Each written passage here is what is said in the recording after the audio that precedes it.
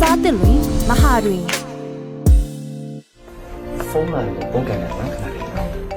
ပါတော့မလို့လိုက်ဖို့ ဘယ်တော့လဲမ အခု အိမ်မှာအခုညိုစင်ရောက်နေတာဘုံသူ့တန်းလောက်ပဲချိန်ပြီးပါနော်ကိုထွက်လာပြီနော်မို့နော်သူ့ရဲ့စိတ်တော့ပြုံးပြီးအနိုင်ယူရဲ့အကျင့်ခံနိုင်ရရှိရပြင်ဆင်ထားပြီးသား